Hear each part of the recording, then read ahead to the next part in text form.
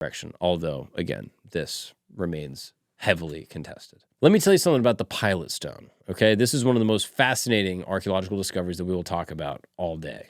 This is a significant archaeological find that directly connects the New Testament narrative of Pontius Pilate to the current day archaeological record. This is what's known as the Pilate stone, discovered in 1961 at Caesarea Maritima. This limestone block bears an inscription that refers to a gentleman named Pontius Pilate, the Roman governor of Judea, who presided over the trial of Jesus. The inscription identifies Pilate as the prefect of Judea, aligning with his role as depicted in the Gospels.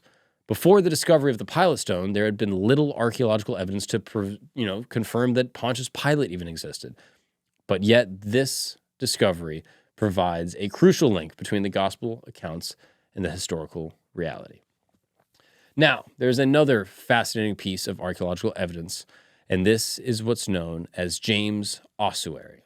This is a first-century limestone box used to contain the bones of the deceased.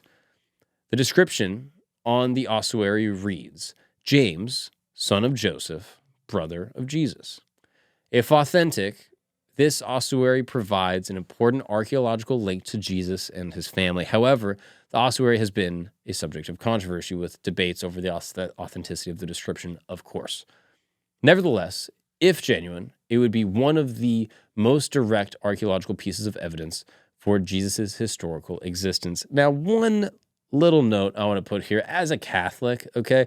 And again, I've talked to different folks. This guy, Jeremy Hutland, who's a brilliant Bible scholar, he kind of broke down the actual linguistic terms of what it means to be the brother of Christ. He kind of referred to it as more like a close friend or even a disciple, someone that he could consider a brother to him, not necessarily through blood, because again, as a Catholic, I don't think that Mary had more kids other than Jesus. I think it was one and done, because it sort of preserves the sanctity of Mary and her womb, that she was not then, defiled by Joseph or some other guy, that she remained pure, and that was her only child, the Son of God, Jesus. Shout out to him.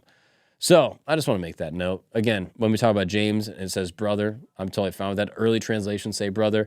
I just think it's good to note that that could mean his literal brother. That's, what some people think. Or what I think, meaning maybe it's like a figurative brother. But regardless, the point still stands. This is someone that was extremely close to Christ, whether through blood or through relations. Now, here's another interesting archaeological discovery. This is a discovery of Jewish burial practices, again, including ossuaries and tombs.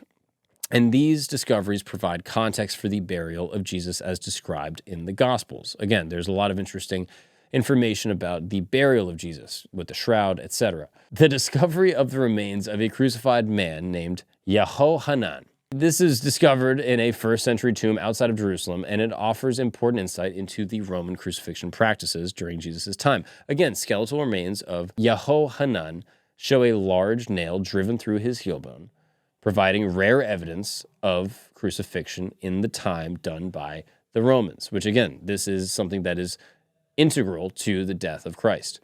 The burial and crucifixion customs observed in these findings closely aligned with the descriptions found in the New Testament.